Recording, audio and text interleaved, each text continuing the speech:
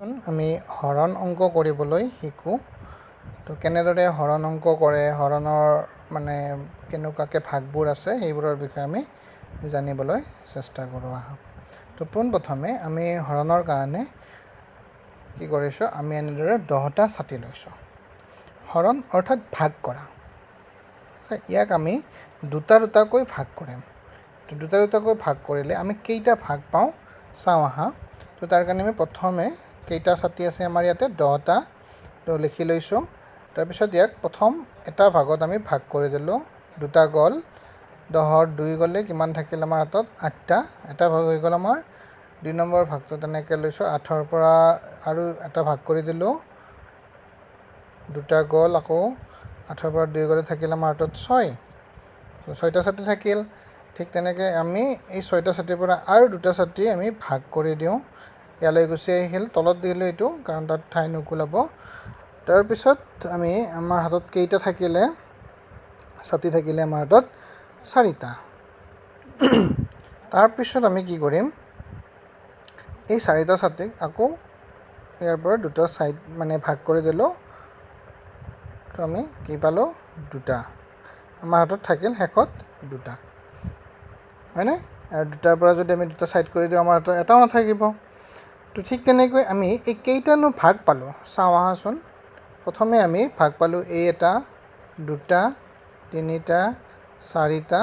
5টা ভাগ পালোঁ আমি। তো 10টা ছাতিক আমি দুটাকৈ যেতিয়া ভাগ কৰিলোঁ তেতিয়া আমি কেইটা ছাতি মানে কেইটা ভাগ পালোঁ, 5টা ভাগ পালোঁ। তেতিয়া ইমান লম্বাকৈ নকৰি আমি হৰণৰ সহায়ত ইয়াক অতি সহজভাৱে কৰিব পাৰোঁ।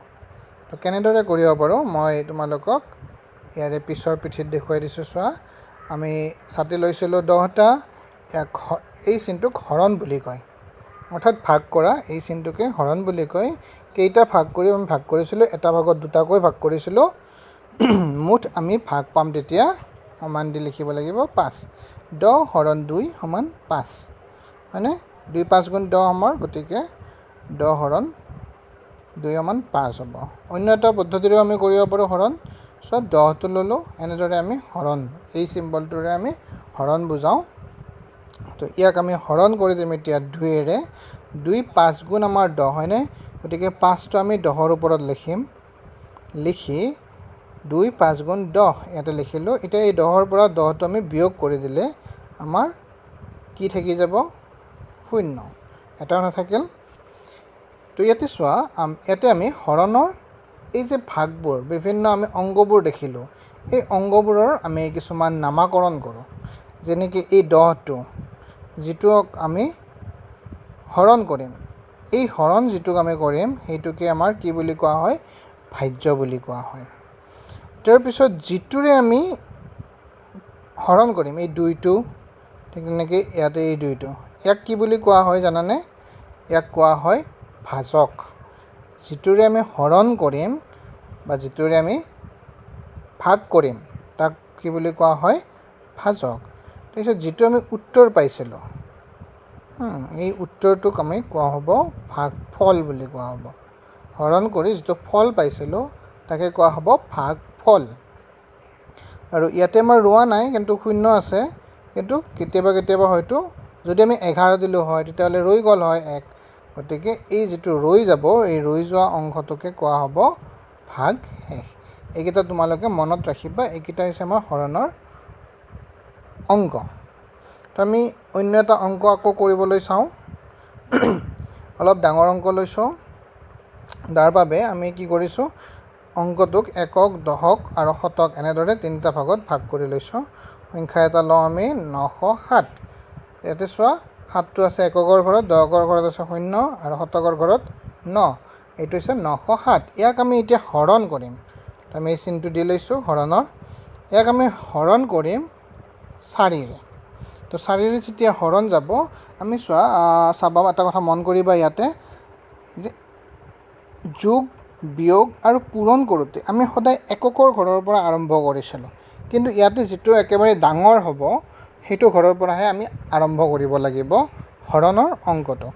গতিকে ইয়াত একেবাৰে ডাঙৰ আছে আমাৰ শতকৰ ঘৰটো, হয়নে? তো শতকৰ ঘৰৰ পৰা আমি আৰম্ভ কৰিব লাগিব। মই এটা দাগ দি দিছোঁ চোৱা তোমালোকে, শতকৰ ঘৰত কি আছে 9 তো 4ৰে 9 কেইবাৰ যাব এইটো আমি এবাৰ চাব লাগিব তো 4ৰে 9 যাব দুবাৰ 2 4 গুণ 8 বা 4 2 গুণ 8 তাতকৈ যদি বেছি দিও নহব 4 3 গুণ 12 হৈ যাব গতিকে নহব গতিকে আমি দিব লাগিব 2 গতিকে আমি ওপৰত দি দিলো 2 তো 4 2 গুণ হ'ব 8 8টো আমি শতকৰ ঘৰত 9ৰ ঠিক তলে তলে লিখিম এইটো তোমালোকে মন কৰিবা একেবাৰে তলে তলে লিখিব লাগিব অংকবোৰ তেতিয়াহে তোমালোকৰ শুদ্ধ হ'ব তো 9ৰ পৰা 8 আমি বিয়োগ কৰি দিম এতিয়া 9ৰ পৰা 8 গলে থাকিব আমাৰ 1 একক আকৌ 4ৰে হৰণ যাব নেকি একক আমি 4ৰে ভাগ কৰিব পাৰিম নেকি নোৱাৰো কাৰণ 1টো 4তকৈ সৰু গতিকে আমি কি কৰিম এতিয়া দহকৰ ঘৰত থকা আমি দহকৰ ঘৰলৈ যাম এতিয়া তো দহকৰ ঘৰত থকা শূন্যটো আমি তললৈ নমাই লৈ আহিলো 10 হল তো 4ৰে 10 এতিয়া হৰণ যাব তো 4 আকৌ 2 গুণ 8 এতিয়া আমি কি কৰিব লাগিব এই 10ৰ পৰা 8টো বিয়োগ কৰি দিব লাগিব 10ৰ পৰা 8 গলে থাকিব আমাৰ তো 2 2টোক আকৌ 4ৰে নাযায় ভাগ নাযায় গতিকে আমি কি কৰিব লাগিব এবাৰ আমি এককৰ ঘৰলৈ যাব লাগিব এককৰ ঘৰত কিমান আছে আমাৰ 7 গতিকে এই 7টো আমি নমাই লৈ আহিম তো 7টো যেতিয়া নমাই লৈ আহিলো আমাৰ কিমান হল 27 হল তো 27ক 4ৰে যাব তো 4 6 গুণ কিমান হয় আমাৰ 4 6 গুণ হ'ব 24 গতিকে আমি যেতিয়া 4 6 গুণ 24 দিলো 27ৰ পৰা 24 বিয়োগ যদি আমি কৰি দিওঁ তেতিয়াহ'লে আমি পাম 3 গতিকে আমি ইয়াৰ পৰা কি গম পালো তো ইয়াতো আমাৰ গোটেইকেইটা অংগ আহিছেনে নাই আমি এবাৰ চাওঁ আটাইকেইটা অংগ আমাৰ আহিছে আমি অলপ আগতে যে কৈছিলোঁ তোমালোকক যে প্ৰথমটো চোৱা এইটো হৈছে আমাৰ কি ভাজ্য যাক আমি ভাগ কৰিছোঁ সেইটো হৈছে ভাজ্য যাৰ দ্বাৰা আমি ভাগ কৰিছোঁ সেইটো হৈছে ভাজক আৰু যেটো ফল পাইছোঁ সেইটো ক'ব ভাগফল আৰু যেটো একেবাৰে শেষত ৰৈ গৈছে এইটো হ'ল ভাগশেষ এতিয়া চাবা এইকেইটাৰ মাজত আমাৰ এটা সম্পৰ্ক আছে এই সম্পৰ্কটোৰ বিষয়ে আমি জানো বা এই সম্পৰ্কটোৰ দ্বাৰা আমি যেতিয়া হৰণ অংক কৰোঁ হৰণ অংকটো শুদ্ধ হৈছে নে নাই তাক আমি চাব পাৰোঁ তো আমাৰ ভাগফল আৰু ভাজক যদি আমি পূৰণ কৰি দিওঁ ভাজক আৰু ভাগফল যদি আমি পূৰণ কৰি দিওঁ তো কি হ'ব চোৱা ভাজক আমাৰ 4 ভাগফল হৈছে 226 এইটো আমি পূৰণ কৰি দিম এতিয়া চোৱা তোমালোকে তো 4 6 গুণ কিমান 24ৰ 4 হাতত ৰল 2 4 2 গুণ 8 8 2 10ৰ 0 হাতত 1 4 2 গুণ 8 8 1 9 আমি কিমান পালোঁ 904 ইয়াৰ লগত আমি যেটো আমাৰ ভাগশেষ আছিলে ভাগশেষত আমি কিমান পাইছিলোঁ 3 গতিকে এই 3টো যদি আমি যোগ কৰি দিওঁ তেতিয়াহ'লে আমি কিমান পাম 904 লগত 904 লগত 3 যোগ কৰিলে আমাৰ হ'ব 907 এইটো আমি কি পাইছোঁ ভাজ্য তো ইয়াৰ পৰা আমি কি গম পালোঁ যে ভাজক পূৰণ ভাগফল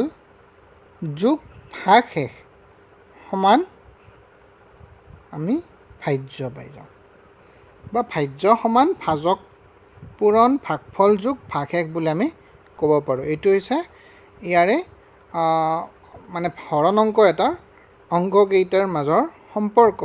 আৰু লগতে ইয়াৰ সহায়ত আমি কি কৰিব পাৰোঁ হৰণ অংক এটা আমাৰ শুদ্ধ হৈছে নে নাই আমি চাব পাৰোঁ কেতিয়াবা ধৰা দুজনে যদি আমি অংক এটা কৰোঁ তেতিয়া যদি বেলেগ বেলেগ উত্তৰ ওলায় তেতিয়াহ'লে আমি এই পদ্ধতিৰে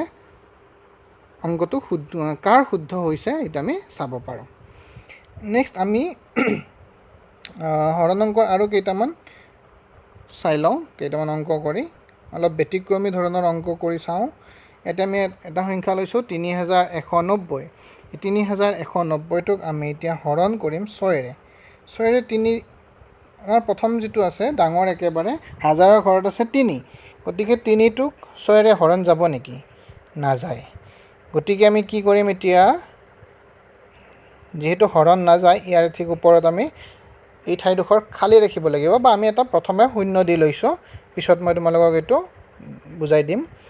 এতিয়া আমি কি কৰিম তাৰ কাষত থকা 1টো লৈ ল'ম 1টো লৈ লোৱাৰ লগে লগে কি হ'ব 31 হৈ গ'ল 31টো হ'লে 6তকৈ ডাঙৰ গতিকে ভাগ যাব তো 6ৰে 5 বাৰ যাব 6 5 গুণ 30 তাতকৈও বেছি দিলে নহ'ব গতিকে 6 5 গুণ আমি দিলোঁ 6 5 গুণ হৈ গ'ল 30 তলে তলে বহুৱাই দিলোঁ এতিয়া 31ৰ পৰা 30 গ'লে আমাৰ বাকী ৰ'ব 1 1টোক আকৌ 6ৰে ভাগ নাযায় গতিকে আমি দহকৰ ঘৰত থকা এই 9টো আমি নমাই লৈ আহিলোঁ 19 হ'ল তো 6ৰে 3 বাৰ যাব 6 3 গুণ হ'ব আমাৰ 18 19ৰ পৰা 18 গ'লে আমাৰ হাতত থাকিব 1 একক আকৌ 6ৰে ভাগ নাযায় গতিকে আমি এককৰ ঘৰত থকা শূন্যটো নমাই লৈ আহিম 10 হ'ল 10ক 6ৰে এবাৰ যাব 6 1 গুণ 6 10ৰ পৰা 6 গ'লে আমাৰ হাতত থাকিব 4 তো ইয়াৰে আমি যেতিয়া ভাগফলটো লিখিম ভাগফল লিখিলে তোমালোকে বাকী গমেই পালা ভাজ্য হ'ল 3190 ভাজক হ'ল 6 আৰু ভাগশেষ হ'ল 4 এইটোত আমাৰ প্ৰব্লেম নাই কিন্তু ভাগফলটোত চোৱা ভাগফলটোত কি আছে আমাৰ শূন্য আছে এইটো ঘৰত হয়নে এই শূন্যটো আমি সকলোৱে জানো যে সংখ্যা এটাৰ বাওঁ হাতে যদি শূন্য বহে তাৰ কোনো ভ্যালু নাই সোঁ হাতত কিন্তু ভ্যালু আছে যেনেকৈ 3190 শূন্যটোৰ ভ্যালু আছে কিন্তু যদি বাওঁ হাতে বহে তেতিয়াহ'লে তাৰ শূন্যৰ ভ্যালু নাই গতিকে আমি এই শূন্যটো কি কৰিব পাৰোঁ ইয়াত মুছি দিব পাৰোঁ ঠিক আছে আমি মুছি দিওঁ শূন্যটো তেতিয়াহ'লে আমাৰ ভাগফল কিমান হৈ গ'ল 531 তো আমি এইটো উত্তৰত লিখিব পাৰোঁ ভাগফল 531 আৰু বাকী 4 নেক্সট আমি অন্য এটা অংকলৈ চাওঁ আৰু অংকটো লৈছোঁ আমি 872ক আমি হৰণ কৰিম এইবাৰ 3ৰে তো 3ৰে হৰণ কৰিলে কি হয় চোৱা এইবাৰটো আমাৰ যিটো ডাঙৰ ঘৰটো আছে শতকৰ ঘৰত আছে 8 8ক 3ৰে যাব গতিকে এইটো ক্ষেত্ৰত প্ৰব্লেম নাই গতিকে আমি কি কৰিব পাৰোঁ 3 2 গুণ ডাইৰেক্ট লিখি দিলোঁ 6 8ৰ পৰা 6 গ'লে থাকিল 2 তে 2টোক 3ৰে একো নাযায় গতিকে আমি কি কৰিম দহকৰ ঘৰত থকা 7টো নমাই দিলোঁ